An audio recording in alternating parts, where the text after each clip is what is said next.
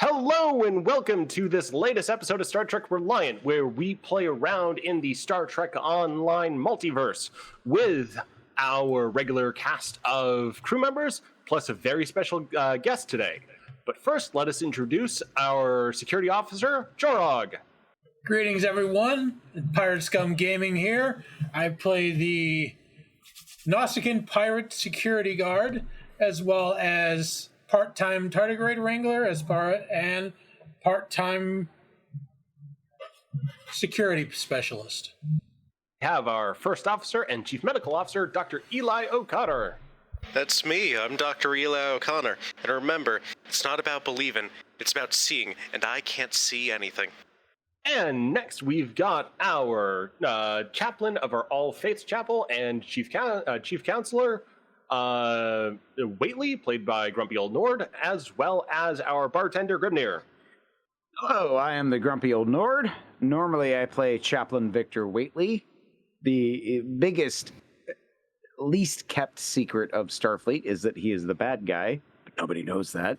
However, tonight I will be playing Grimnir, the bartender, who wants you all to have a bloody good time and have a drink on me. And we've got our con officer, Kara Junrani.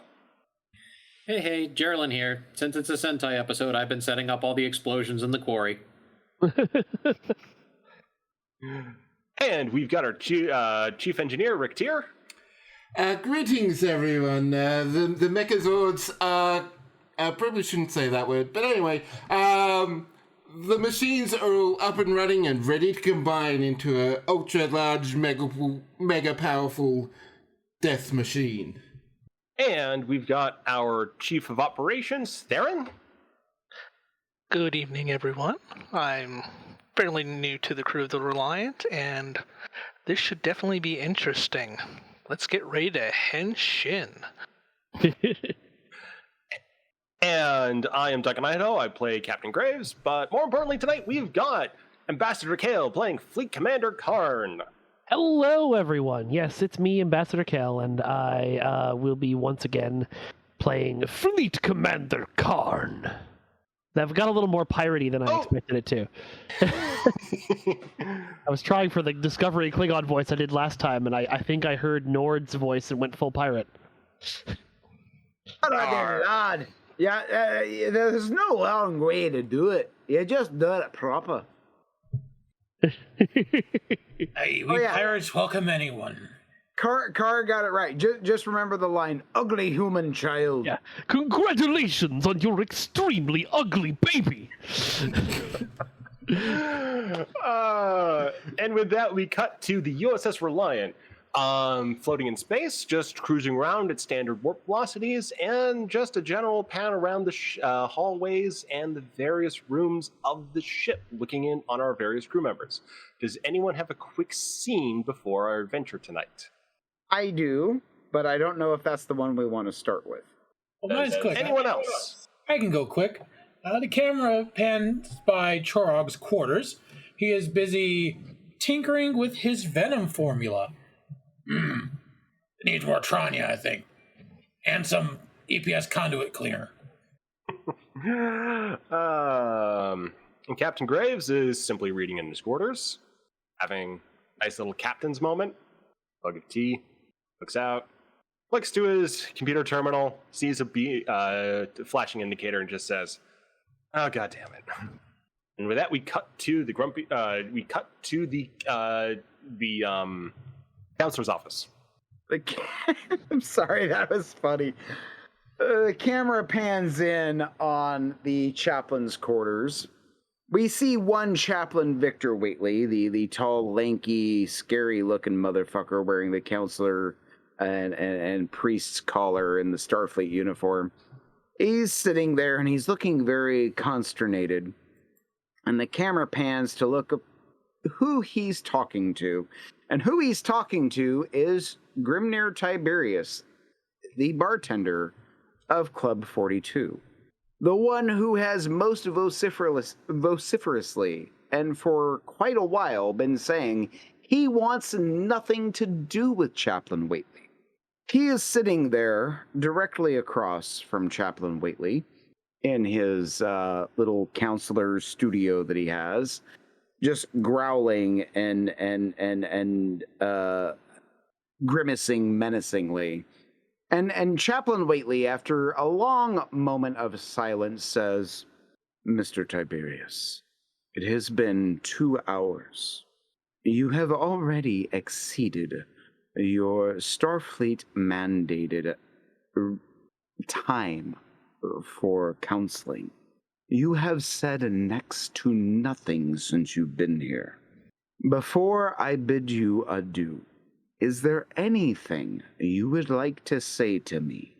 Grimnir scowls and then stops and then starts chuckling loudly. He looks at Whately and says, "Indeed there is, lad. You and I both know who's the better counselor on this ship. And one day, they will all see you for what I see you as. One day." And Grimnir, with his 7-foot girth, stands up and stares down at the little micro, teeny, tiny Chaplain Whately. And he flexes his big, muscly arms and says, "One day, they will all see what I see you as. One day." And he storms out of the quarters, and the camera pans back to the bridge. Captain Graves says, "Senior team, my red room. Helm, land a course to the Eta Eridani sector, maximum warp." Well, which is it, sir? I can't be in the ready room and laying in the course. We have 2 con officers, Ensign Moon, laying a course, Kara, ready room. Aye, sir. Ensign Moon just says, "Aye, sir," takes the seat. Graves salutes, heads into the ready room. As everyone assembles, Graves pulls up a map and says, "All right, we have just received a distress call from the IKS. Kale, what was the name of your ship?" Oh God. What is a Klingon ship name? Yeah, I mean the oh Well, boy. he might have a different ship by now. Maybe he's moved That's to a true. Raptor. Yeah, The Korda. The Korda. Okay. I like the IKS Kordak has just sent us a distress call. It is within range. We'll be there within a few hours. They're having massive system failures, and we need to assist as best as possible. This is Fleet Commander Karn's ship, and we have a little junior officer on board. Yeah, at that point, Chaplain Whately perks up and says, "Is that not where Lieutenant Tardigrade is stationed?" Yep, he is stationed over on the Kordak, and he has not been able to reconcile the situation, and he's not come and got us directly for help. I'm a little bit worried about what could be going on over there. "Captain, if I may, I am going to attempt something that I have never been successful at, but I am going to attempt now." And Chaplain Whately is going to attempt to telepathically commune with Lieutenant Tardigrade. Okay. Yes, we have established many, many times before that it is impossible for Whately to commune with Tardigrade. However, Whately is going to try because Tardigrade is one of the few people Whately actually likes. So he is going to try. DM, give me a roll. All right, you've got to do a presence command roll, and I'm going to spend 2 threat. Only 2? I figured you'd spend it all, because this is supposed to be Nope. impossible. There it is. Nope. I was trying to find Whately's character sheet. All right. Well, Presence yeah, what and is- command. What is the difficulty of the check? Because that's also... Oh yeah. You'll need 2 successes. All right, so 2d20. I can never remember how to type this into the damn thing. Hello, Boomer. 2d20. Yes, I know. Your target range, your crit range, and your complication range. So complication range is 18. Your crit range is going to be your command skill. So now, Whately has 2 different things that could possibly apply to increasing his crit range on this. Yeah. So I'm going to say doing a telepathic check with Lieutenant Tardigrade would apply. So you're able to apply that for your talent, or your talent is going to be able to apply. So you use your command value as your critical range. Oh, okay. So that would be... Oh, that was actually... Okay. All right, and then the threat range was 2. So... Yeah, so it's 18 for the complication range. All right. 3 successes. Holy shit. All right, DM. What happens when Whately gets 3 successes? Your mind instantly fries and explodes. You are dead. He sees the following scene, but with Lieutenant Tardigrade.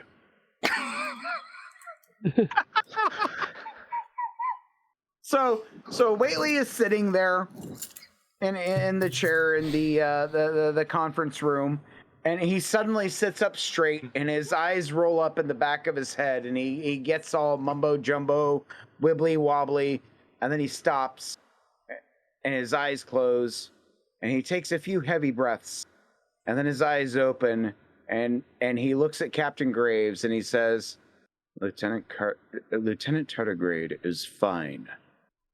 Kara raises her hand. Yes, student? That was from Marcus, but he's still muted. So I'll pretend he called on me. Captain, can I shoot him again? Can you do what? Can I shoot him again? Shoot Lieutenant Tardigrade? No. Whately just has an eyebrow arch, not saying a word. Marcus looks to Whately and says, you okay over there? I am fine. As is Lieutenant Tardigrade. Are you sure about that? I think that's a lie from your mouth.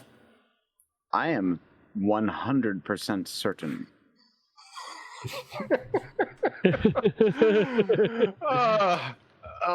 Okay. Graves says, we'll verify that later.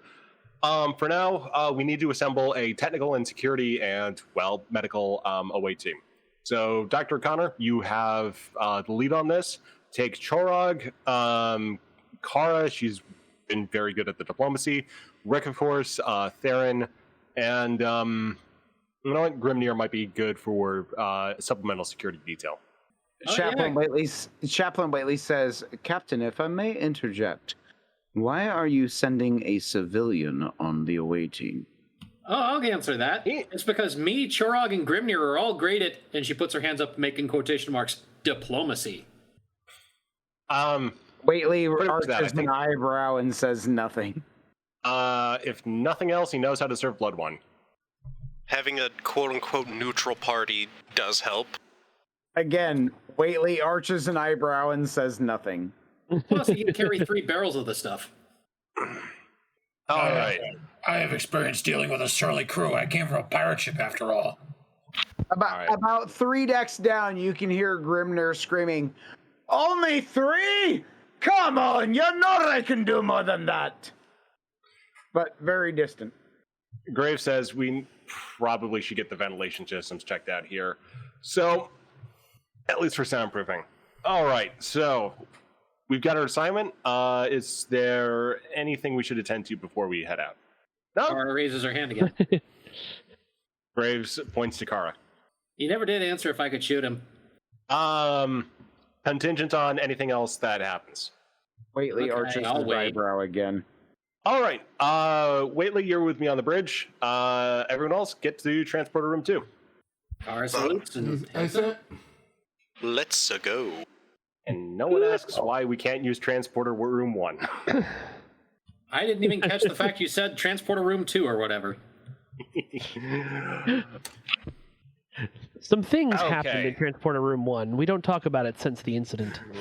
I mean, he's Nobody ever well asked. aware of everything that's going on in Transporter 1 too. So he just sort of nods along and just pretends to not notice that it was 2 instead of 1. I will remind the audience that it is canon that at one point our exocomp pulled a live sea urchin out of a replicator. Not out of the replicator's dispenser port, out of the inside of the replicator. I'll tell you what happened in Transporter Room 1. Checker spilled a big pot of chili. I thought the camera. I thought it was that camera- incident with Chorog trying to use the transporter to blend his venom. The camera pans over to the IKS core dock, drifting in space. Nacelles flashing here Man, and that's a there. long pan. How long does it take to pan over a couple of light years? Well, when you go, it's very quick. It's a 12-inch cast iron skillet. Come on. The IKS core dock is floating in space. The team beams over to signals the crew and beams over into their transporter room 2. The first officer of the IKS core dock is waiting for them on arrival. Now, Kale, do you want to play the first officer, or shall I take it? You can go for it. First officer says, very good. Federation sends more than one lackey. The more cannon fodder we have, the better. Grimnir looks at him and says, "Hey, did you just call me a lackey?" And he gives him the eye. Yeah, I think he just did, Grimnir. Kara starts to put her hand up, but Graves shoves it back down. The first officer says, well, we should probably proceed to, the, quote, holodeck. He trudges through the corridors. Grimnir is still giving him the eye. The holodeck? I bet this guy also has problems with the sense ores. The first officer says, this holodeck was installed but 2 months ago, and it has given us no end of troubles. We were cloaked when we were hit by an ion storm, and our computer core decided that it did not like to serve the Empire any longer. Before we could give it an honorable death, it has locked our captain and guest into its program. Real quick, can I do a roll for Grimnir to know the implications of an ion storm? Go for it. This is what happens when you don't watch your sense ores. God damn it. I've never made an actual character sheet for Grimnir, as he's technically an NPC. However, for this role, I am going to say it's very low. So 2d20, I'm going to say it's 10 for him to know. That's a good number. One success. One success. So, Duncan, it is up to you to interpret that one success at a skill of 10. In Grimnir's imagination, he sees the ion storm as this great wave of particles crashing over the ship, causing it to tumble end over end, with lightning and booms and much drama. So when that line is said, when the Klingon first officer says there's been an ion storm, Grimnir perks up and he says, "Have you battened down the Hassans?" Or wait, it's been a while since I was a pirate. What was the line? Have you done that? Batten down the hatches. Have you done that thing? Yeah, what he said. And he points at Chorog. Have you done that thing? We have not tossed any dishonorable crew members out the airlock today. I think that means the hatches are battened.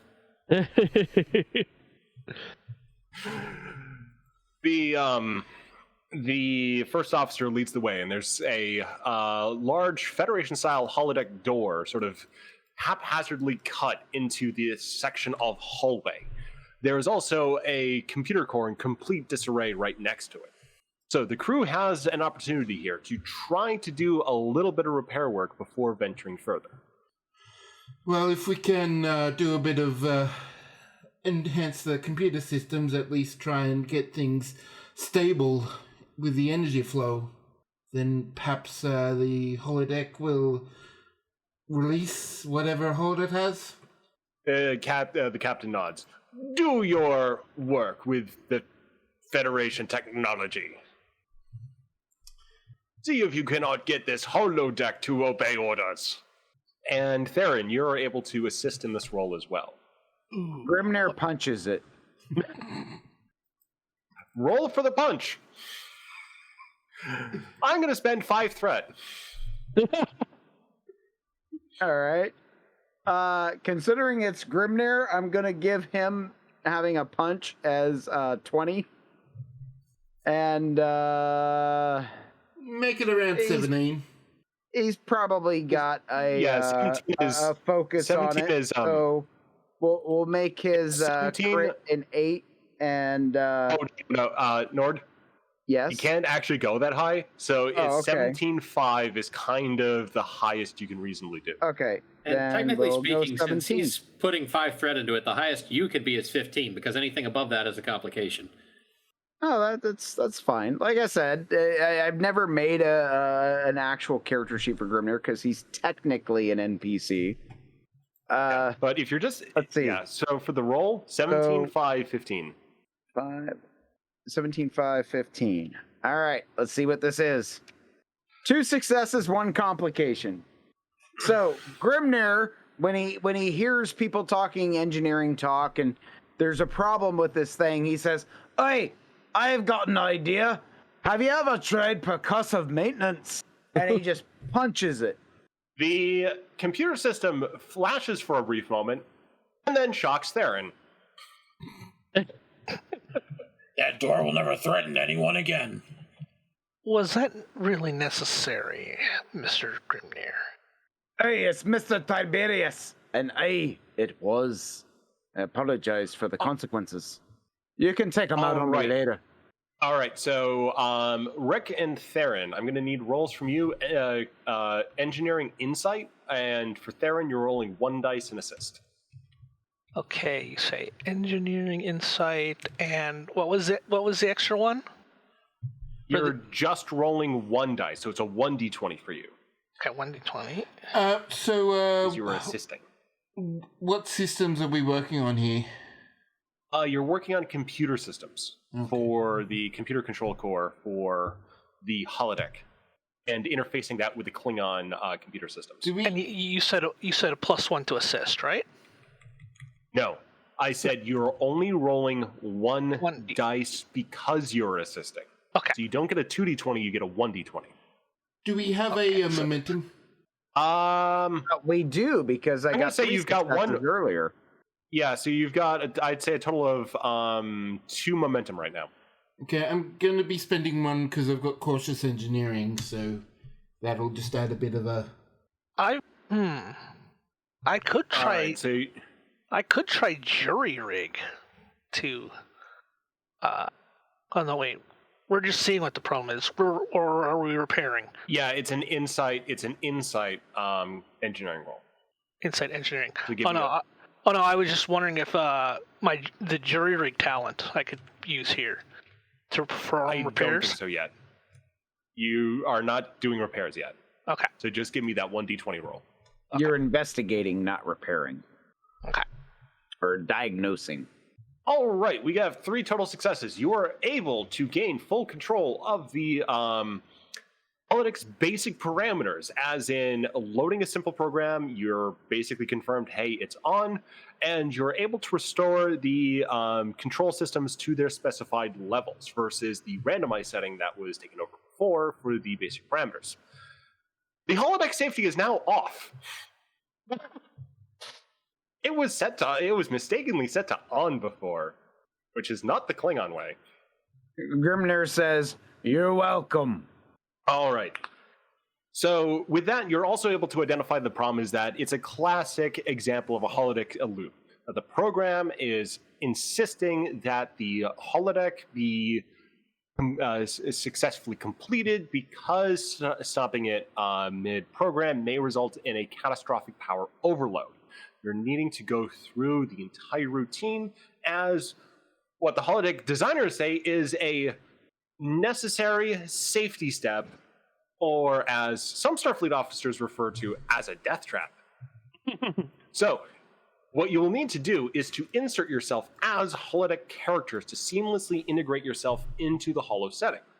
You'll need to beam into the holodeck, and you will be able to, with those 3 successes, also identify where Commander Karn is. So you'll be able to join him wherever he is in that program. Quick question. What exactly is Grimnir being told about what is happening? He's catching these explanations, like all of the, we've got to beam in as holodeck characters, yada, yada, yada.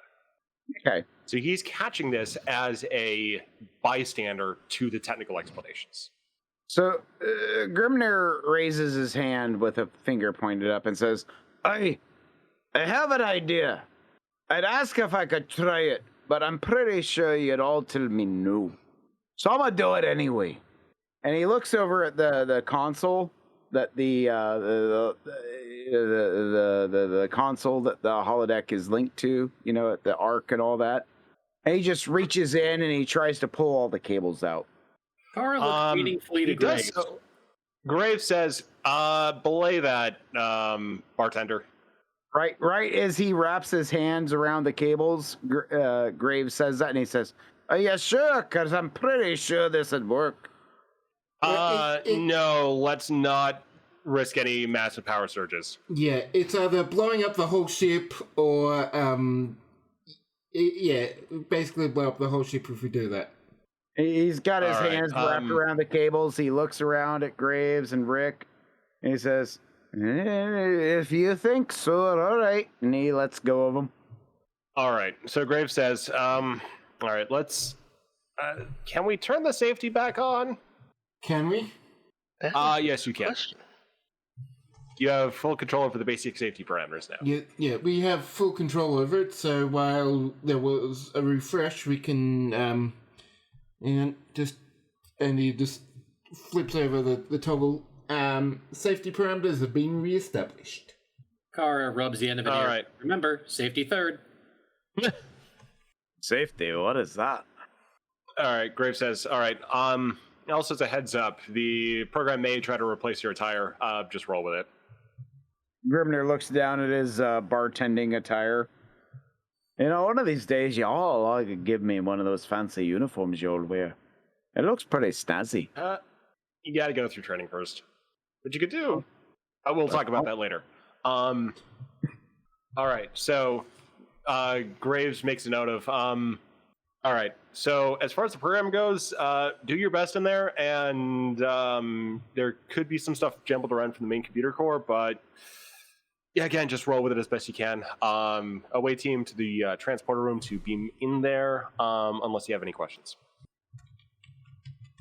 Yeah, why didn't we do that first? Well, we basically needed to make sure, do our best to survey the computer core right here.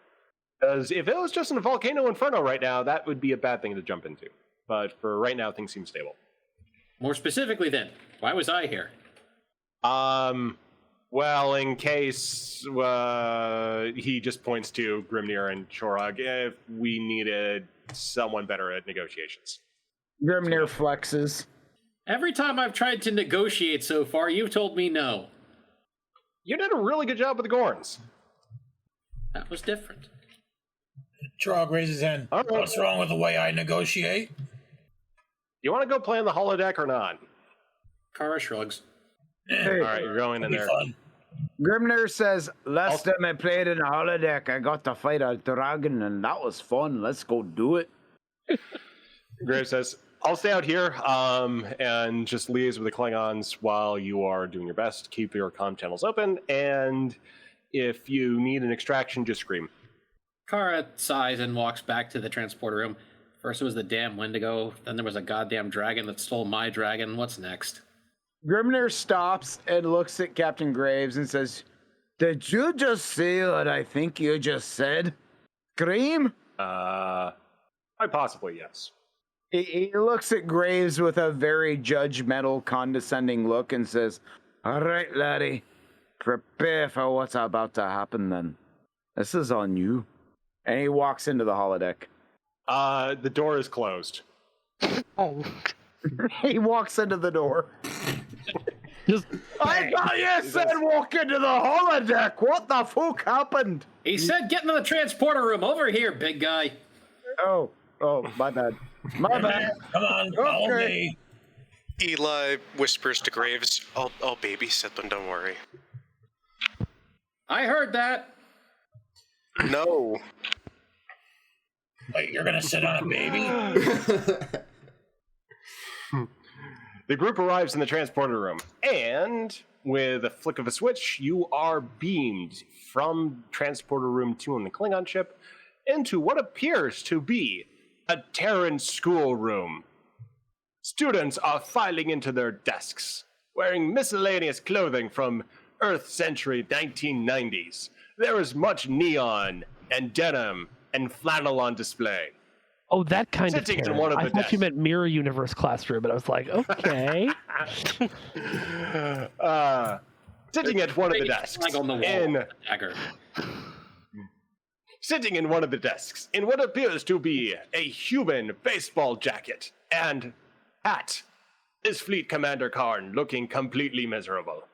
Oh, thank God, you have arrived. Oh, thank Kalis. What's wrong? Please. Is there a pop quiz? There have been many and sundry pop quizzes. I do not appreciate them. Dishonorable buck-tongued teacher. Yes, that is precisely what I said, but I am not allowed to kill them in ritualistic combat. This is an infringement upon my rights. I know, right? Grimnir looks around. What is Grimnir wearing? Grimnir is wearing a white t-shirt and denim overalls. Grimnir looks down on himself. It looks like he was about to say something to what Karn just said, but then he looks down on himself and he just stops and he looks completely flabbergasted, like he's trying to process it. For the record, Kara looks like a neon pink mole rat. Have you got the scrunchies? Of course, they're around her twin-tailed hair. Trog is wearing a long leather jacket, pair of dark sunglasses, a flannel shirt, jeans, and boots.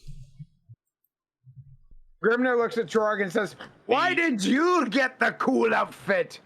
God damn it. Oh, wait, I was going to do something. Oh, where did that teacher go?"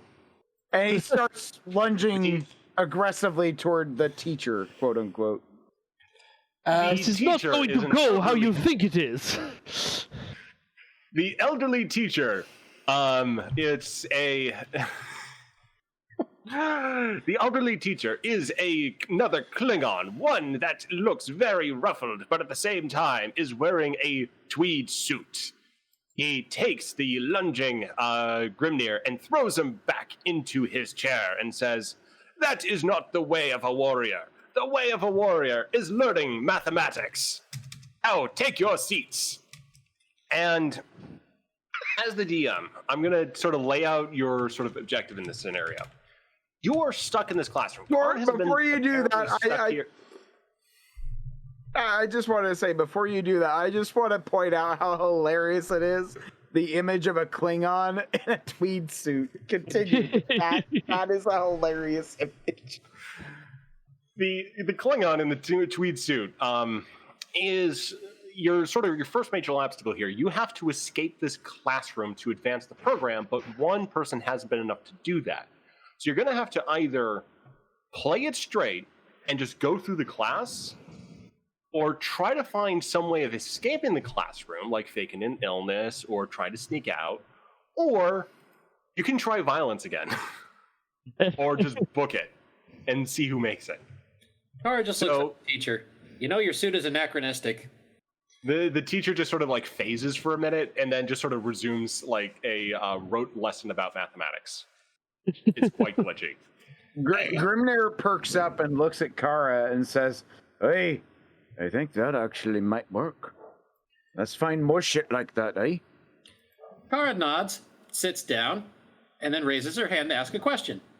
The teacher is some time before actually recognizing Kara's hand is up and says, "Yes, Miss Junrani." Sir, since we're talking about mathematics, how about set theory? Can you tell me if a set of all sets contains itself? The Klingon says, "Of course, the answer is undefined."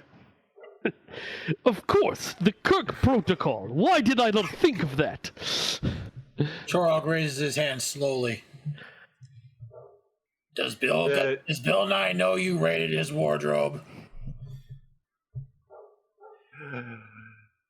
Sir, do you think this statement is false?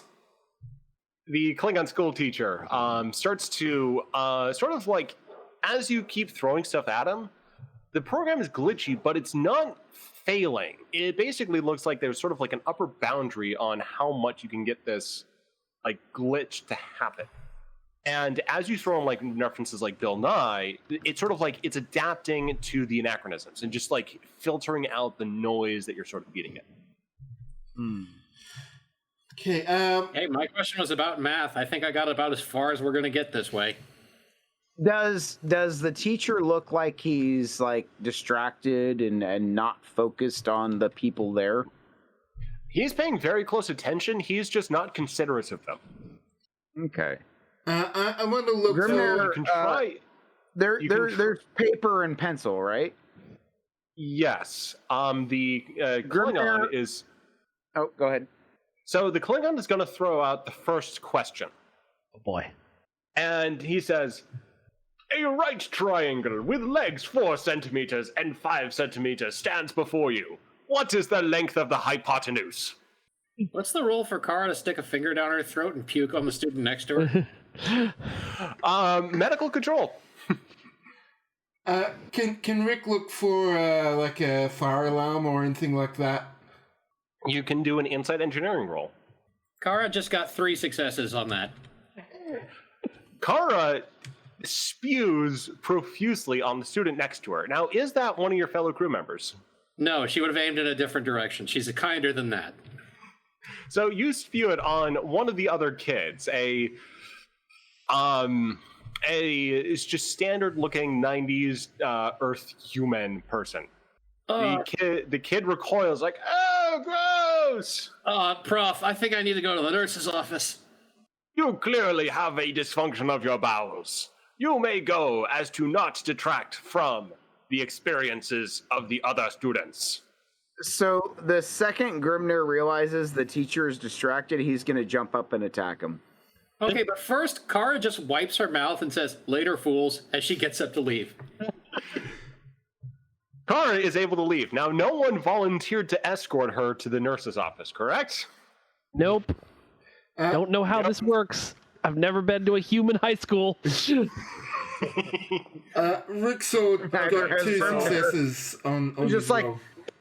The jailer Okay, is so you're distracted. able- I must attack him. So your Rick Tier is able to identify where the fire alarm is. So it is a couple of seats behind him. So if he gets up, it will be noticed. However, Grimnir is currently lunging for the teacher. Yeah, while that is going on, Rick T will try and stealth, like, get up out of the seat, but, like, sort of, like, crawling around. Not to actually, like, raise up. You should definitely control get a security. bonus to a stealth roll. Control security. You only need one success for this, as Grimnir is mid-lunge. I just lost my You have a character sheet. 7-foot monster distracting him. Okay, that is 15. 2 successes. You are able to swiftly pull the fire alarm. Everyone screams and begins filing out. The teacher says, "We will begin this important lesson in mathematics later," as he punches Grimnir in the face. As Grimnir gets punched in the face, Karn grabs him by the throat and chokeslams him through a desk and says, "Grimnir, this human also needs to attend the doctor's office." Wait, Karn grabs Grimnir by the throat? Yep. I'm just going to give that to you. You do that. Grimnir caught unawares. Yeah, Grimnir's caught He was, unawares. he was in the middle of trying to fight the teacher, and then all of a sudden just... Oh, hi! You're sexy. The teacher bows to Karn and says, "That is good. Make sure this one is well repaired for his studies." Grabs Grimnir by the back of the scruff of the back of their shirt. And Grimnir has long hair. So you can grab him great. by the Grabs hair. by the hair, and then very quietly says, "Go with it," as he pretends to start dragging him towards the door. Grimnir nods and says, "Hey, teacher, what are we gonna do about... Oh, fuck, I forgot the lyrics to the song. Hey, teacher, leave them kids alone. Not what he said.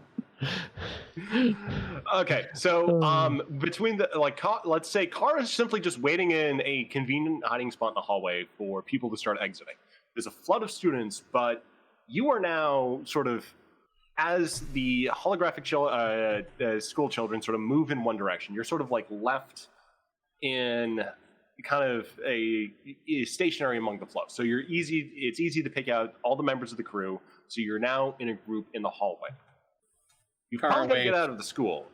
That was the first time I've ever had to use puking to solve a problem. Hey, An ingenious solution. I should have aimed for the professor, though. That would have been funny. Hey, Grimnir looks at Karn and says, "I did not believe we met before, but I like you." I appreciated your attempt to use violence as a solution. Violence is always the best solution. What do you think of a bartender? Exactly! And he attempts to, Lieutenant Tardigrade has taught me the human gesture of a high five. Shall we engage in one now? Indeed! And Grimnir raises his massive paw of a hand up in the air. Yep. Karn jumps up and high fives it. Wait, Karn, how tall is Karn? I don't know. Oh, it's up to you. Probably like, Klingon size, 6'8", 6'7", somewhere around there. Oh, he's about Grimnir's size. Grimnir is canonically 7 foot. Okay, well then he does. He still jumps size. Because it looks cool. So, yeah. Well, when Grimnir sees that, he jumps too. So they're like high-fiving 8 feet in the air. Kara watches them, looks to Chorog, looks to Marcus. Remember what I said, sir? Violence is never the answer. It's the question. And the answer is yes. Marcus is not in the holodeck. Oh. Wait, I thought he was. No, I got confused there. I thought he was. Well, Okay. Well, violence is definitely a solution on a pirate ship, that I can tell you. Grimnir nods.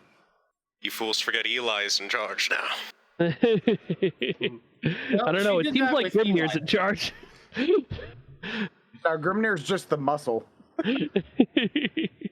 All right, so Eli, you can now direct your crew in some direction. You probably don't want to stay in the school. All right, let's skip class. Let's try to find John. Did Waitley say where John was? I forget. No, he didn't. Waitley said John was fine and everything was okie dokie. No, I was asking that in character. Oh. In which case, who was on the bridge when Waitley said that? There wasn't anything that he said regarding that. All he said, though, was John is fine. All right, let's at least try to spread out and find him, but after we get out of this wretched place. I'm on your 6. All right. As you proceed, you're able to basically work out the floor plan of the school, and you're able to find the front doors. They are locked. Kara goes over and finds the fire doors and kicks them open. Emergency exit. The fire doors are now open, and you are outside of the school. Now, I do want to wait for Kale to get back before starting the next bit. All right, smoke if you got him, folks. All right. If you want, let's go ahead and take our break right now. Just a couple of minutes, and we'll resume once people are back. Without further ado, we cut back to the crew stumbling out into the bright sunlight of the city, which appears to be on Khitomer for some reason. Grimnir says, It looks like... Ooh, I like this place. It's pretty. It has some traditional Khitomer architecture, but it also has... quick, Chorog, could you... I got some pretty bad feedback coming out of that, so you just make sure your audio isn't too loud blaring into your speakers. Okay, hang on. I didn't hear anything. Pause now. Let me just do some door talking. Okay, we're good. Yeah, I just got something weird in my headset. Anyway, so the Khitomer architecture has... It looks like Khitomer, but it also has bits of 1990s LA just spliced into this as well. It's sometimes not even like a good join. It's just pretty haphazard. It looks like two different programs have merged together, and in just some weird ways. You get further confirmation of that though as just bright lights just start flashing all around the crew as they step out into the courtyard in front of the school. And appearing around you is a group of Jem'Hadar in silver spandex. They're making just strange arm gestures, just surrounding you, making all sorts of weird noises. They're also Jem'Hadar. Grimnir stops, looks around, he says, I've done quite a bit of Federation combat training. It has not prepared me for this. Kara has fallen over laughing. Why are they emoting in this way? I do not understand. Let's talk some more Smash. Grimnir nods in Chorog's direction and says, Hey, I do not care if they're approaching us. I agree with this sentiment. All right, give me some attack rolls. All right. Well, Karn will charge forward and attempt. Oh, I don't have a bot left on this character sheet. Okay. I have hand-to-hand combat. It's one of my focuses. I'd like to use that. Sure. Yeah. So you are now it's hand-to-hand martial arts combat. You have no equipment with you presently. Okay, got it.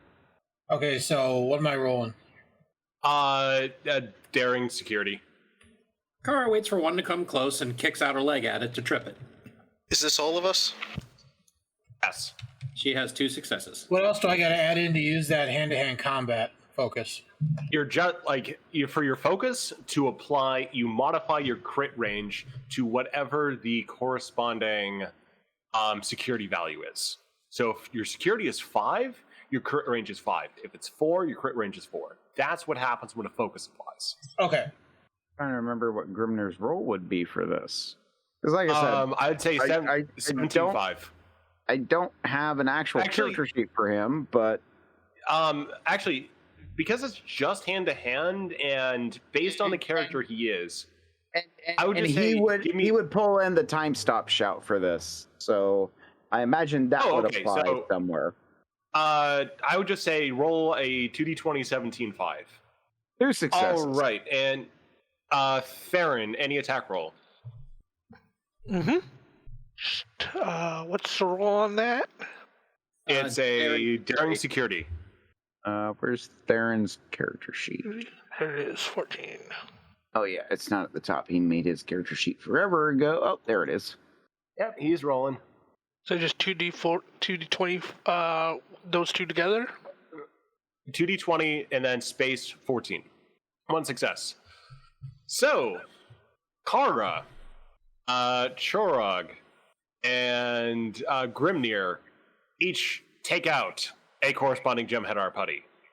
Theron, Rick, and Kara and Eli are engaged in martial arts combat with that. Karn, give me a roll. Okay. I'm assuming daring security. Yep. Okay. And what is my target number? Your daring security value. Oh, those two numbers combined. Okay. So that is. Kara watches the one she tripped fly apart as it hits the ground, and she goes, "What the hell?" Grimnir's just this is fun. Can we do this again sometime? Trog watches 2 successes and 0 combinations. So Karn punches the Jem'Hadar putty in the center of the chest, and it just explodes. I vote we call them Juddies. I love it. Trog watches as Juddy he threw against a wall splatter on impact. What was that You should about? attack the extremely obvious target in the center of their chest. All right, so Grimnir turns around. Eli? He sees a group of them and shouts, "Fuswara!" Because big epic fight scene. He has to do the obligatory thing.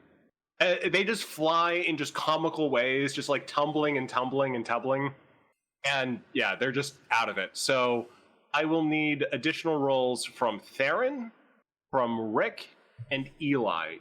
Do another roll. Do a barrel roll. Another roll. Thank you, Nick. Oh my God, yes. Thank you. We needed a competition. Ladies and gentlemen, we found Billy. So Rick and Theron defeat their putties, although a gang just descends upon Eli. He screams, "Ah!" as they just start pummeling him. Well, Go over again. Yeah, Grimner, knowing that Eli is the one in charge of this mission, being a military man, he immediately makes his way in that direction to assist him. Trog also Alright, dashes to assist. So for those assisting, just give me more daring security rolls. And while they're doing that, I'd like to point out that when Kara saw this, she fell over laughing again. She didn't have time to get up, just fell over laughing. She got in like one knee and she's back down. Lowercase d for Chorog. 2 successes Lowercase for d. Grimner. 2 successes. One success from Karn. 1 success from Karn, and yeah, everyone else is just getting 2 successes. You guys just swoop in, and with almost coordinated martial arts glory, just wipe out the rest of the Juddies. Thank you. Grimner grabs Eli's hand, pulls him off the ground, and says, "You're welcome, sir. Now, do not put us in that situation again, eh? Just, keep that between us." Kara wipes her eyes. I promise I won't tell Graves. Grimner glares at Kara. You never get another. Quick question: what is Kara's drink? What is Kara's favorite drink that she always orders at Club 42? Soma. You never get another Soma from me again if you speak another word of it. Grimner glares and then just turns back to Eli and says, "Are you all right, sir?" I'm fine, just having flashbacks of a particularly horrible vacation to Norfolk. Grimner blinks, not understanding. "All right." Turns and looks at Karn and says, "Are you all right?" Fine. I appear to be well. Oh, Kara, not Karn. No, I said Karn. Oh, okay. I appear to be well as one can be under these extremely strange circumstances. All right, indeed. Let us continue on and find what the fuck was it we were after? We're looking for John. Ah, that's right. The wee little lad. Let's go find him. As you take your first step, there's just a glowing light around each of you. And suddenly you find yourselves just flying in the air, just at incredible speed, being transported to what appears to be some kind of building. Again, it's just this weird mix of something that may have appeared in a Saturday morning cartoon show or Saturday morning show in the 90s, and Kidderma architecture. Could be the main diplomatic building, but it's just so hard to tell on this. Each of you sort of appears in... During the sudden ascension, Grimnir screams like a little girl. Yeah, so does Rick. As they go along, Kara screams something about a goddamn belt buckle communicator from hell. And Trog also is yelling something about pirates aren't meant to fly. So as Karn you does not yell. That would arrive, be undignified. you arrive in this darkened chamber. Each of you is there. You're able to quickly take stock and say, okay, we're all here. A voice booms. Good. I was despairing that worthy candidates would be selected among teenagers with attitude. And the lights sort of expand on, and you see this giant sort of this kind of almost neon-colored room with a central tube in the center of it. And floating in that tube is the disembodied head of Gowdon. Oh, God. Kara has fallen over laughing again. This is the greatest night in the history of our sport. Yeah, I'm falling over laughing too. Let's go. Karn immediately attempts to engage him in a staring contest. He just naturally, Gowdon naturally follows into it. I want to see the dice roll for this. Okay, so you've got to roll a command presence roll. Okay. Screw it, I'm spending 6 threat. Does he have any focuses that apply? Let's see. Composure might apply. That sounds like Composure it would apply.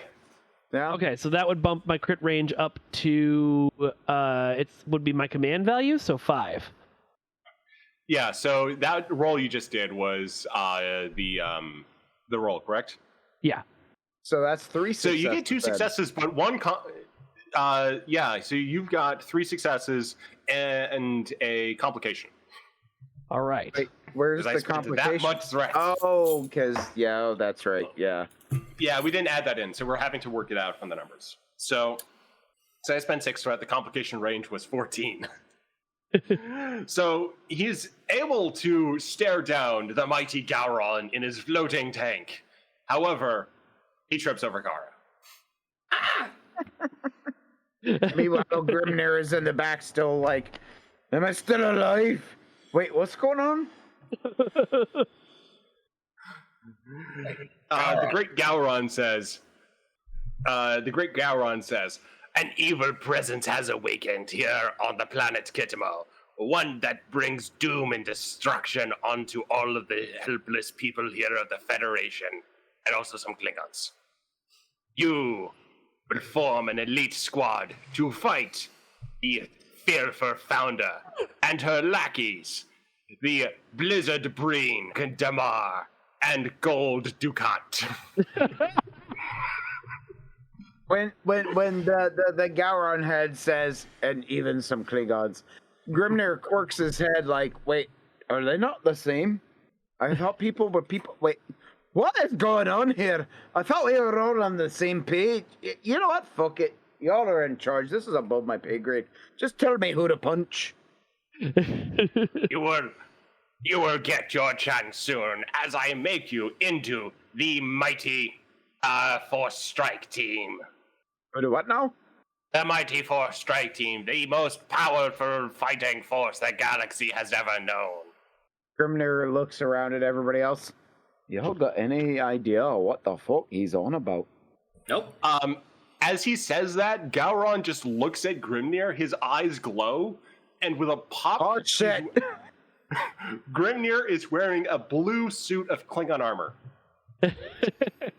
Ooh, it's light and nimble. I like it. How strong is it, though? Somebody hit me. I punch him. Hard. I punch him. Yeah, immediately. Okay, give me a fitness security roll, Karn. Okay. Watching this transpire, Trog mutters under his breath, okay, no more EPS cleaner in the Venom. Someone could try to ask Karn how he ended up here, too. That seems unlikely. At this point, Grimnir's it would already make assumed sense. what happened. There is no sense to be had. But Rick just sort of assumes Tardigrade has something to do with it. All right, so Karn got 2 successes. Yeah, so Karn just punches. Or no, 1 Grimnir. success. Sorry, I looked a One little success. He just Grimnir feels it. He kind of totters back, but he recognizes that the suit has done a lot to cushion the blow. high. Grimnir grins and says, "Hey, I might have to keep this if I may. Hey, floating head in the sky. Can I keep this? I like this." It is now a part of you. It will be with you forever. Grimnir, that's a hologram. What's a hologram? It's not real. It's Hey. light and force fields. Floating head in the sky said it's a part of me forever. I This is like it. make-believe. Karn Wait, is what? double face palming. With that, Gowdon just gives the glowing eye treatment to every single one of the crew, and you all have your colored power armor. I Karn see looks that mine is fancier than all of yours. Karn looks down at the Ibby-styled armor she's wearing. Hey, at least he got it right. Gowdon looks to Karn and says, "Yes, you are the lone warrior, the one with the most differentest of the power zords that you will be using to fight the inevitably large and destructive forces of the Dominion." So when Karn says, "Hey, mine's different from everybody else's," Grimnir slaps him on the shoulder and says, "Hey, as is fitting of as a great warrior as you are. Let us go into my... Oh God, floating head in the sky is talking again. What is he saying? I was once Klingon High Chancellor. However, my head was cut off by the mighty wolf. But, in secret, my head was installed in this gloating tube so I could serve the Empire in secret in creating the mighty Force Strike team. Ah, the Walt Disney. It all makes perfect sense to me. Please continue. Grimnir is just eating up every word Karn is saying. Is like, I have no idea what is going on, but continue. Tell me more. So, with that, there's just sort of like a lull, just a moment of silence. Is just Gowdon is just looking across the room, just apparently reacting to things that aren't there. But eventually, like a red light just starts flashing next to him. It says, "Oh, the city of Kitava is under attack by a very pernicious monster sent by the fearful founder. You must go and defeat them with post haste." Post paste. Grimnir shouts that. Post paste. Let us go. As he shouts that, the teleporter system then activates and rockets him out of the command center. Not again! The morning will be nice! Whee! So as you are deposited in the quote city, it looks like a quarry, but you're just deposited in this middle of this just open pit with large rock walls around you. And in the middle of the open pit, you see Weyoon. It's simply Weyoon. He is just standing there. It's like, I was waiting for you, Mighty Force Action Strike Team. You have assembled, and you think you could defeat the Dominion. Kara looks around. Yes, a very heavily populated city. I recognize it well. Quick question. Would Grimnir recognize Weyoon from the infographics he's watched from the Dominion War? Or would it be one of those, like, you're vaguely familiar, but I don't remember why? Up to you, DM. It's been a while. He's going to recognize him as a Vorta. He may not get the connection that Weyoon served a very important role in the war. But it makes sense. Dominion, Vorta, probably someone from the Dominion War. That's what I was asking, is would Grimnir recognize Weyoon, or would he just be like, hey, you look vaguely familiar, and yeah, you look like a bad guy I should punch? Or would he know who Weyoon is? I would say probably the latter. Okay. So when that happens, Grimnir looks at him and says, I didn't know who you are, but you have a very punchable face. And he lunges and punches at him. Okay, give me a fitness security roll. If I can remember how to... There we go. 2d20, 17. Any conditions? No, you're just punching him in the face. Exclamation point. Yep, I fucked that up. My bad. There we go. Kara just dropped. Holy Jesus fucking fuck. 4 successes. You punch Weyoon and he explodes. However, the explosion, as the explosion dissipates, you are now standing in front of 2 Weyoon. Hey, lads and lassies, I think I fucked it up. Don't do that. Kara has gone flying. Kara's gone flying through the air with an explosion behind her. She flails her limbs as she flies. Ah! Chorog slow marches towards one of the Weyoons. I'm gonna pop you like a gorch. All right, he can try to use martial arts as your combat moves are sort of keep feeding into exaggerated arm and punches and kicks. So, give me a fitness lowercase d. It's a shame the bot doesn't recognize a capitalized D. I mean, come on, the big D is obviously better than the little d. Giggity. It would take an if-then statement. So anyway, Troy got 3 successes. He punches and also explodes another Weyoon, leaving 2 more Weyoon. You now have 3 Weyoon. Oh dear God! That is amazing. Yes. I had to. As soon as you said gold Dukat, I had to. Oh god. We will include that online. Yes. That should be if we can actually do a thumbnail for each episode. That should be the thumbnail for this episode. It will be in the post anyway. So if you open up the any of the episodes, this episode, you will see the image that we're looking at. Kara manages to get up to one knee and does kind of, the sentai, oh, I'm hurt pose with the arm across the chest and reaches out to the other two. For God's sake, stop punching him! But I do not know what else to do if I cannot punch him. It's a Hydra situation. Wayun tries to punch Theron. All right, so 2 successes. So I will just say roll fitness security to try to dodge. you said fitness security? Yep. Oh. No successes, 1 complication. He punches you, and you go rolling end over end into Richter. Can there's an explosion. Grimnir try to jump in the way to defend him? Nope. Damn. Richter was just about to launch himself at one of the Wayuns, but tripped and fell face first down into the quarry. Another explosion. Why are there Looks up. exploding rocks everywhere? The voice of Gowdon shouts, "Mighty Force, remember you can use your action weapons against the evil forces of the Dominion." We have weapons? Yeah, Grimnir gets a apparently confused have look on his face and looks at himself like, where's my weapon? What is my weapon?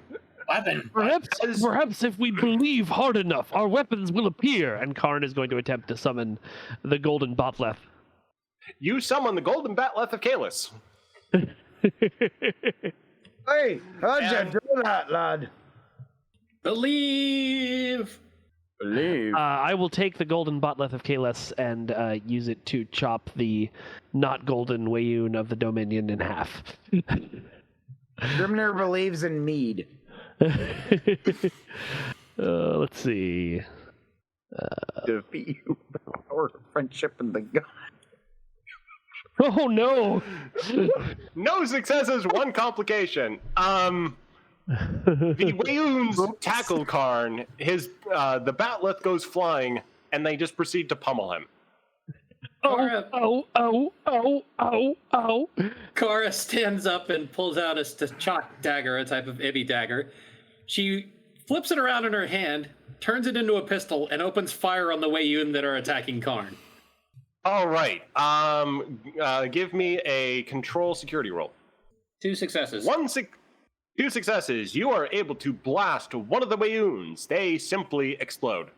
It's not entirely pleasant for Karn, but there is 1 fewer Wayuns now punching him.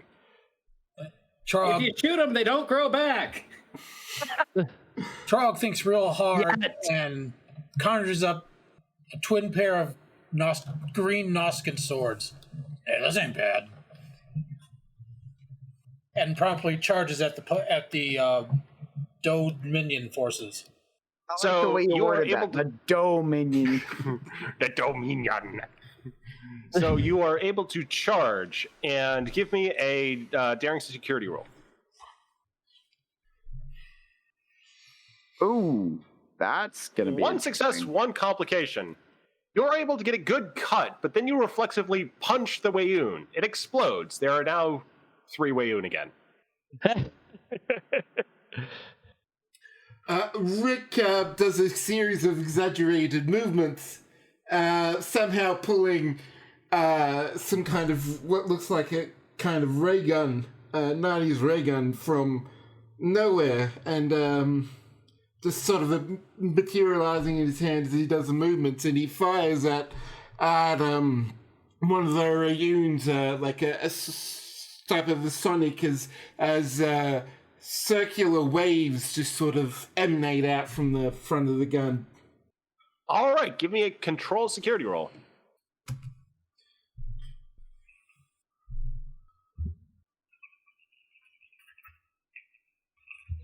Okay, so one success, you're able to wound one of the Wayoons, drawing his attention away from Karn. Karn, what do you do?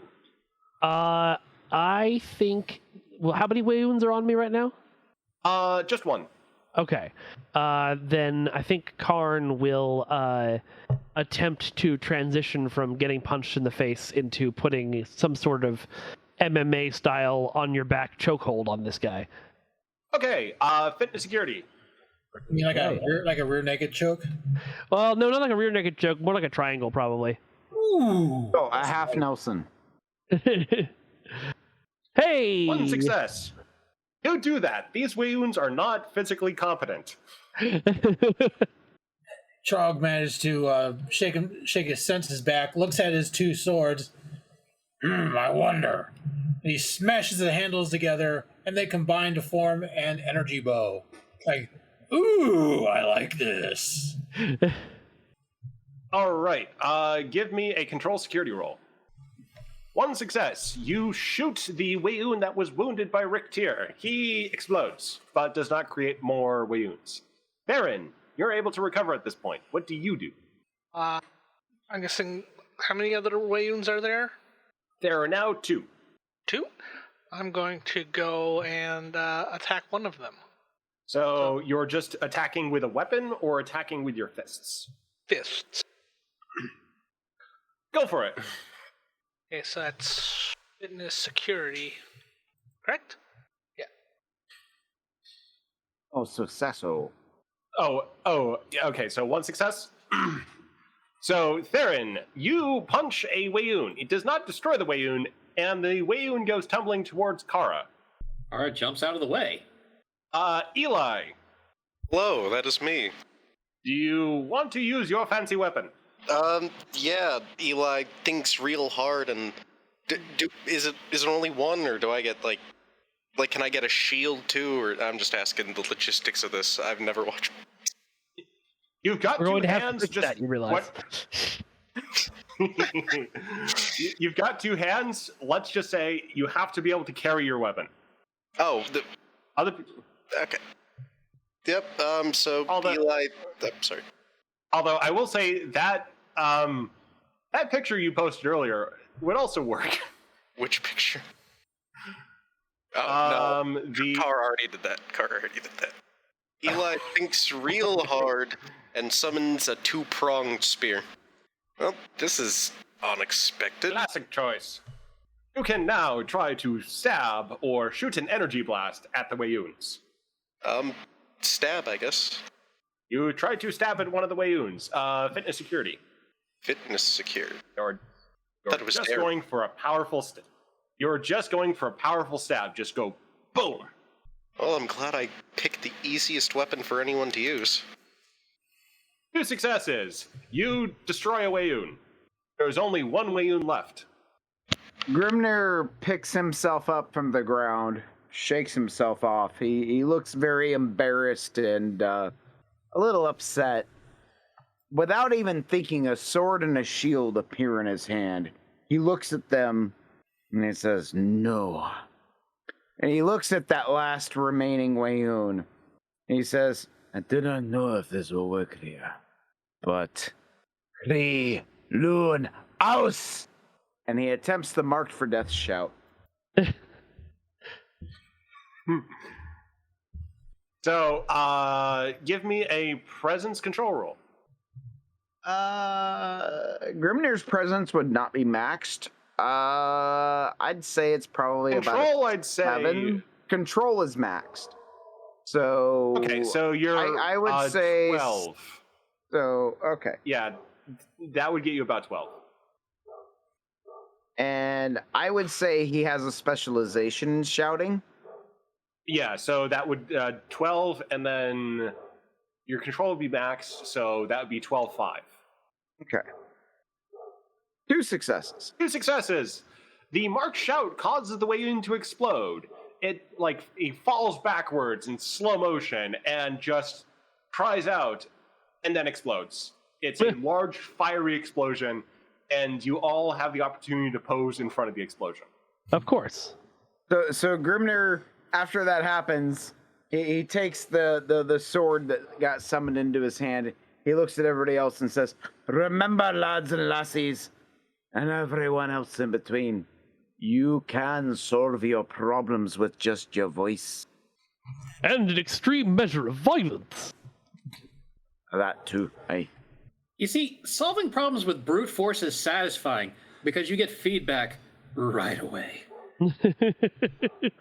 Did you not just see what I did by shouting? Did you? He's pointing like aggressively. Did you not just see?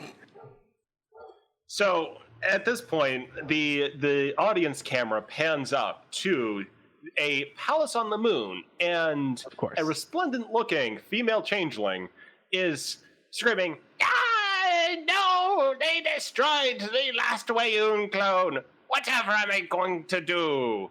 Gold Dukat says, "Do not worry, my empress. We shall send our latest monster." And Lieutenant Tardigrade in a small little birdcage waves. Gold Dukat takes the birdcage and throws it towards the earth. It tumbles end over end, landing into the quarry, whereupon it explodes, and a giant Lieutenant Tardigrade looks down at the Mighty Action Team. Hi, John. A real quick question, because I honestly can't remember. Did Grimnir ever meet Tardigrade? I don't think Grimnir met Lieutenant Tardigrade, but he's definitely met other Tardigrades by this point. Yeah, I know he knows the other Tardigrades. But did Grimnir ever meet John, is the question I'm asking. I don't think so. Yeah, I think Grimnir came along. Oh, wait, no. No, yeah. Like, do you remember Grimnir coming along right before? Right before, yeah. So, Grimnir will have met John. Okay, so, all right. So Grimnir sees this. He's got his sword and his shield, and he knows his shouts work. He looks at him and he says, "Hey, you remember me? You want some mead?" John looks down at the group and says, "No, because I'm a bad guy." And he totters towards the city, extends a paw, and just slashes through a building. It explodes. John, you're not. What are you doing? Get down from there. Oh no, think of all the... And I go smash. I smash and smash and smash and smash and smash. Oh no, think of all the cardboard Every time he people. says that, something gets smashing. We're gonna need bigger weapons. The voice of Gowdon booms. "Mighty Force, now is time to don your battleship swords." Wait, or what? Well, yeah. Grimnir's like, who do what now? Car's like, I think I get how this works now. So Kara at that moment, everyone is... You want me to go? Go for it. Yeah. At that moment, Kara strikes a pose and shouts out, "Cardenas Dreadnought!" And you're teleported into a scene of a Cardenas Dreadnought just descending from the sky and just looking very cool. And it's bright pink. Kara looks around. Well, that's on brand. Trog shrugs and makes an awkward pose and Gringarumba. And is... And you are immediately transferred. Boo! He is transported into a green Garumba, flying into the scene. Home sweet home. Grimnir looks at Car. Odyssey! And, All right, go ahead. Theron No, basically you go. echoes Go ahead. out Silver Sentry. And he is whisked into a silver Bowel Sentry ship. Karn will look at the sky and hold up a hand and say, "I summon the best ship ever designed!" An Oberth begins to appear. Oh! How dare you! How dare you!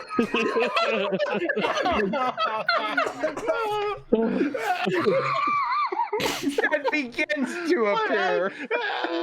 It begins to appear, but as Karn just has this this visceral gut reaction of hatred and disgust, it just explodes. Why did someone strap a frisbee to a canoe?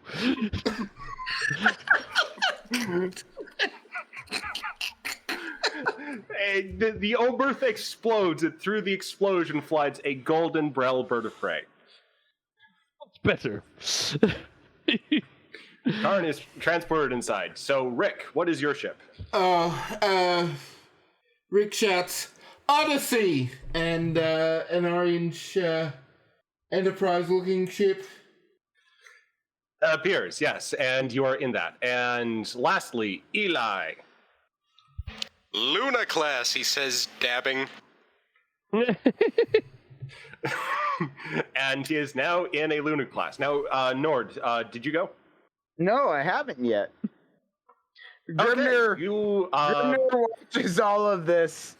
He sees everything going on. He says, I have no idea what the fuck is happening. I was making my way over to Karn to suggest we team up, but he got a lot bigger than me. Starfleet! And shouts that he is transported inside a just mishmash of just all of the Starfleet ships. It is the USS Thunderkook and Falconbird in blue. Yes! I believe it was assembled incorrectly. It looks about the same as most Starfleet ships. Something In wrong fact, with it that. makes more sense than that frisbee you showed me earlier.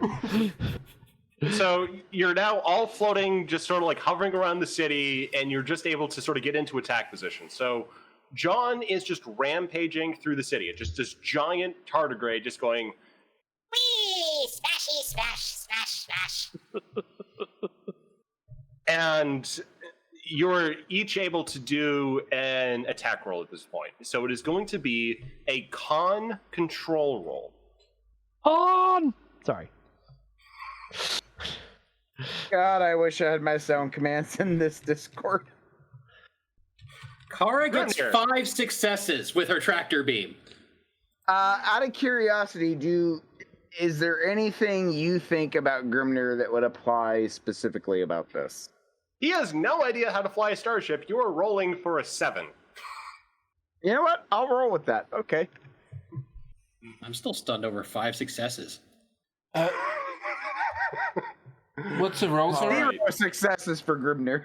So con control for Rick and Theron. We still need your rolls. Grimnir's like, can I just shout? I'm really good at shouting. So 1 success from Rick Tier. Welcome back, Theron. You apparently you need to do a combat roll. Con control. Con control. Okay. As Grimnir shouts, command not recognized. Fosona! Command not recognized. The fuck? Command recognized. Oops. So, okay. So Rick and Theron, you're able to do a little bit of damage, but Lieutenant Tardigrade swings a paw and knocks Theron aside. Grimnir is just spinning in circles, just sort of like some way off the main combat, while Eli and Chorog are able to set up good flanking maneuvers. Chorog is able to swoop in and just do a really good strafing run, while the reeling Lieutenant Tardigrade is captured by Kara's tractor beam. But Lieutenant Tardigrade responds by, let's see if this plays. Ooh, I just had a thought. I'm gonna let you finish what you're doing, but I just had a thought. Oh, what is this? That is what Lieutenant Tardigrade does in return. To explain for the audience, there is a little video of Lieutenant Tardigrade suddenly getting Super Saiyan hair and then firing a massive blue laser out of his mouth. I wish I could see it. It's not playing for me. Oh no! It essentially has him go, oh, and then. I Can you downloaded download it. I downloaded Okay. it, yes. You have to watch it. That might be one of the greatest things I've ever seen in my life. That needs to go on next turn forward weekly, Kale. Send Yes, it in. yes, it does. So he fires this laser, and all the ships go scattering. Everyone goes scattering. A big blinking light appears on everyone's control. It's just this big red button that says "Combine." I start smashing it immediately. Oh, red button. I was gonna say, does Grimnir see it? Yeah, everyone sees it. Yeah, as soon as Grimnir sees it, he's like, I have no idea what I'm doing. Smash. All right, everyone needs to give me a another con control roll, and I'm going to be spending 4 threat. So everyone's complication is going to be 16. Okay. So 2d20. I believe it was 14 for Grimnir. And 7. then wait. Oh, it was 7? Okay. Yeah, 7 for 7. Your target, and then 1, and then 16. You realize this is going to end horribly, right? Well, that's why I decided to spend my threat. Holy shit! 2 successes! This is why Grimnir is God! This is what he was built for. Completely irrelevant holodeck adventures. Grimnir and Eli leading the way on this one. You know, the funny thing is, this is not the first time that applied. Holy shit! Theron Well, got I'm the only one with a complication. Oh no, Oh, I no, you're got not the only 2. one. 2 complications for Rick, Kara 1 has one, complication too. for Kara. Yeah. Mike So- missed the Successes, good introduction of God, buy Mary. me a lottery ticket. Okay. So what happens is that Grimnir's ship comes in first and starts forming the chest of the thing. The arm comes in next. That is Rick Tier. However, he just comes in and just completely misses and crashes into a building. Kara, you are anticipating that there's going to be a hand there. So you are able to sort of successfully connect, but you're connected directly to the shoulder. So things are already a little bit of a miss. Chora, actually, let's go with Eli. You next form one of the legs, while Theron forms one of the other legs. I'll get to his super amazing successes in just a minute, while Chora connects into your hand. The bird of prey swoops down and forms the head of the machine. Seeing everything just go to crap with respect to Rick here, Theron is able to swiftly work through a series of tractor beams to reconfigure the rest of the ship and to recover Rick, pull off Kara, and just successfully assemble the rest of the ship. So you now form the super ship Megazord. It looks terrible, but you're now in a fighting mech the size of giant Lieutenant Tardigrade. Grimnir says, should I shout through the loudspeaker or should I just get out and shout directly? Realizing that everyone is suddenly in the same room, Kara goes, "No, no!" Two answers to 2 different questions. It is imperative none of us do the Janeway maneuver because we don't have enough kindergartens on any of these ships. IRL me is like, what do you mean there's not enough kindergartners? Grimnir's there. But Grimnir would not say that. Grimnir All counts right. as 15 kindergartners. At this moment, Lieutenant Tardigrade says... Generous. Lieutenant Tardigrade Yes. Ooh, fighty, fighty. Kaioken! and he punches at the fighting action mighty force robot. Meanwhile, Grimnir's still like, should I get out and shout at him directly? No? One Oh shit, success. we're getting punched. So you've got a Lieutenant Tardigrade coming at you with a punch. You now have to evade, which means that your legs, which I believe is Theron and Eli? You said me. Okay, so Theron and Eli, you must make leg rolls to try to move the Zord out of the way. Really hope you didn't So that skip is leg going to day. be. So that is a control con roll. While to do a counterpunch, both elements of the fist doing the punching have to do it. For this time, I'd say it's the right fist, so that is going to be Nord and Chorog. Well, no, I'm not a fist. I'm the chest. Oh yeah, remember? you're the torso. Yeah. So okay. And yes, as Chaplain Waitley is just face palming and shaking his head, going, "Why the fuck is this even happening?" Okay, so Kara, you're going to give the control con roll for the right hand, the right hook. Am I the right hand? I think you're left. Yeah. Okay, left. Because the Grumba turns into a giant 6-fingered claw. Three successes so from the hand. So the hand is able to punch Lieutenant Tardigrade back. He goes flying through more buildings, exploding, and just cries, Whee! "The feet do magnificent work." Theron is able to do a quick step. Eli is able to keep pace, and you are able to follow up with another punch from Rick and Chorog. What am I rolling? Control con. Okay, control con for me as well.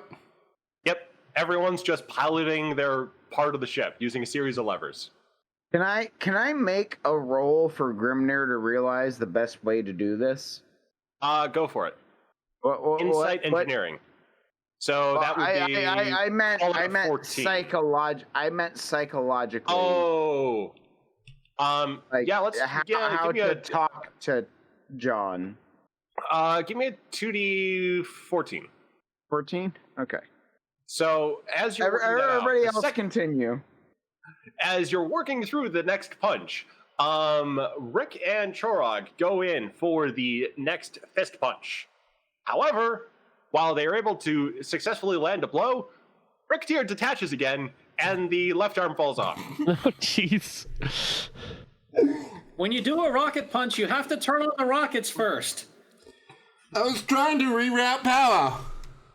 So Grimnir is able, with 2 successes there, able to make an emotional plea to Lieutenant Tardigrade.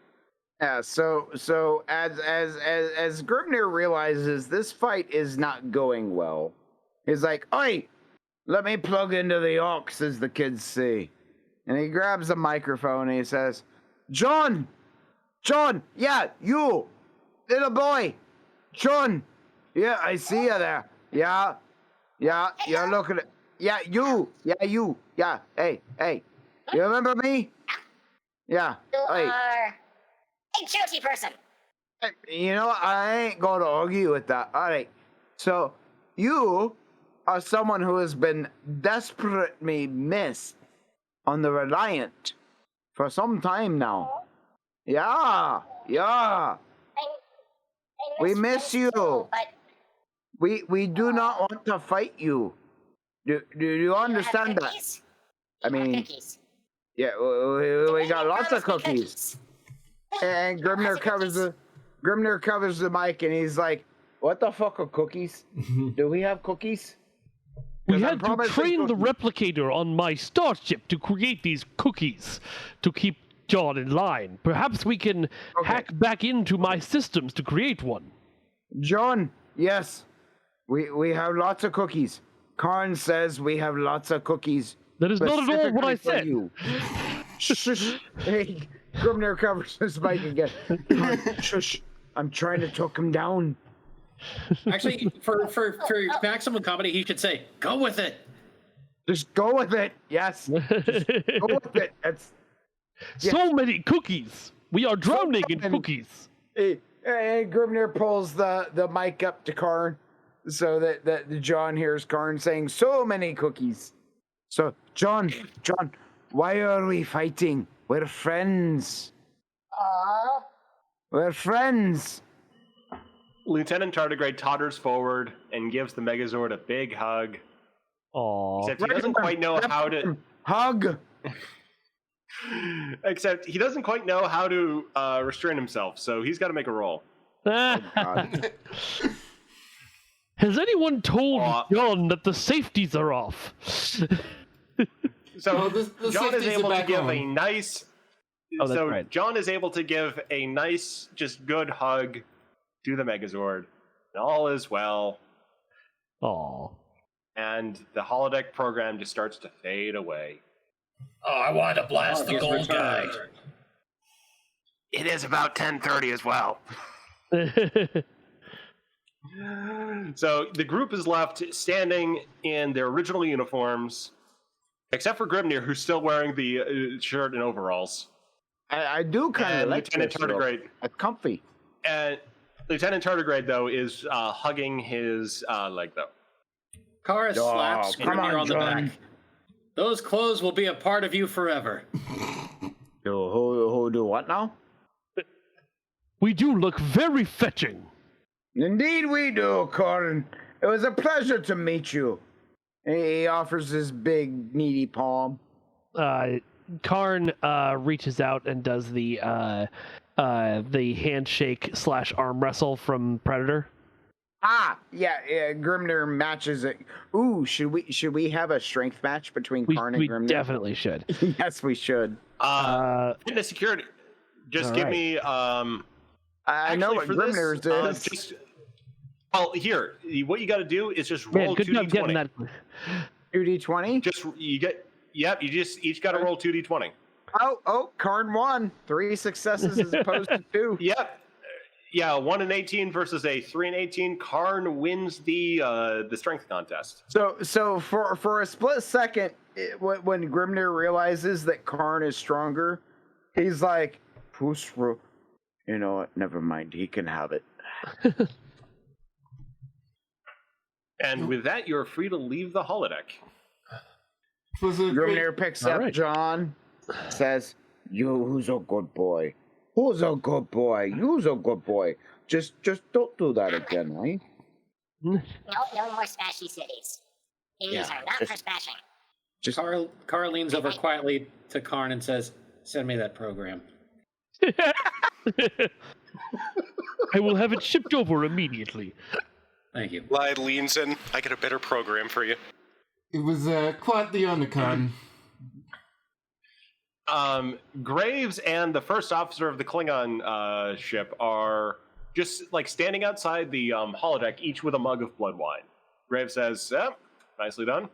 I'd like to think that Whately is standing there. Sorry. What did you say? You go first. I was just going to say, I'd like to think that Whately is standing there as well, with a heavy look of judgment on his face. What were you saying? Kara strikes opponent's pose and says, "In the name of Goron, the mighty assault force greets you." Graves nods and says, I greet you in turn on behalf of the United Federation of Planets. I see that you have strange tastes in terms of fashion, and I will fully authorize you to wear these while on duty. Hey, cool. Graves shrugs. Alrighty then. Well, Karn, pleasure to see you again. Anything we can do to help your ship get back in order? Wait. Grimnir shouts, "Wait. Hey, is that Captain? I was going to say we should bring him onto the crew." I have no desire to join your soft Federation crew when I am in command of the greatest ship in the quadrant. Hey, we just saved your ass from a math professor. I'm laughing. Grimnir's not laughing. I'm laughing. Grimnir arcs an eyebrow and says, Can I join his crew?" Pretty soon we're all going to be on his ship if this keeps up. Graves shrugs. You can put in the request. You're a civilian. Mary's pretty good at tending the bar. Can I do the thing and go over there? Yeah. And he's looking at Graves with like a pleading look. Meanwhile, he's still cradling Lieutenant Tardigrade. Could I go over there? Graves nods and says, sure, we can just trade you for Lieutenant Tardigrade. Please don't. We need an actually good counselor. I mean, what? Don't you leave me alone on Reliant with checkers. I need you to balance me out, damn it. Grimnir looks up at Nick and Chorog, looks down at Tardigrade, and then he looks over at Karn and says, "One day, I would love to serve with you, but apparently today is not that day. I am needed here." I understand your human need for mental health. Obviously, such Klingons have evolved past such. Why am I crying? He offers his hand and that masculine handshake, the grasp each other's wrist. Yeah. Move. He says, and as you go to shake each other's hands, he says, "How dare you assume I am human? However, I love you, and one day you and I shall serve together, and we shall die together. I suspect that shall be a day worthy of glory and song, aye?" Aye, indeed. It will be a good day to die. And he slaps you on the back, and he says, "Until that day, I bid you farewell, my friend. It has been a pleasure. It has been a pleasure." Been a pleasure? What is a pleasure? Fucked if I know. I've gotten too weakened by these Federation. I'm not going to insult them, but you know what I mean. I do. But it has been a pleasure. Take my personal comm code. Should you ever need to engage in glorious combat again, or just to talk about stuff. I thank you for that, and in return, I give you mine.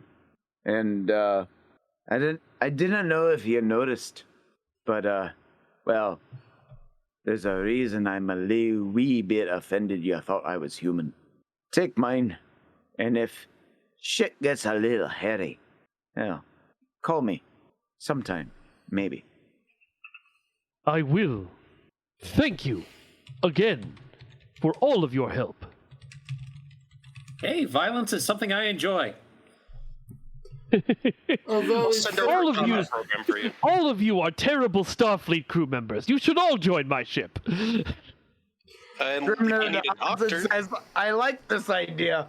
Hey, technically, I'm not Starfleet. I'm a Noskin pirate. I'm just there on a trade program. Although, we could send an engineering team to help assist repairs with your own crew. Sir, I'd like to stay behind and help with repairs. I like this ship. I'm good on Starfleet vessel, thanks. I got a double room with a cutie I got to get back to. I just have a question. How did you get this Federation holodeck here? Like, salvage or... Please don't say it was the war. It was absolutely not salvage. Sometimes there's these questions you don't need to know the answer to. Lieutenant Tardigrade raises a hand. Grimner raises it even higher and says, "Hey, the little cutie has something to say." Does he want to shoot someone? That's what I usually want to do when I raise my hand. Carl, we've talked about this. I found it, and I wanted it, and I put it in the ship, and it was only afterwards that I realized that it was sport jumping a room into a ship was not so good. But no one was there, and no one got sport jump. No one got sport jump. We eventually found Commander Karn. All is good. So about halfway through that, Grimner starts staring down at John in a very judgmental look.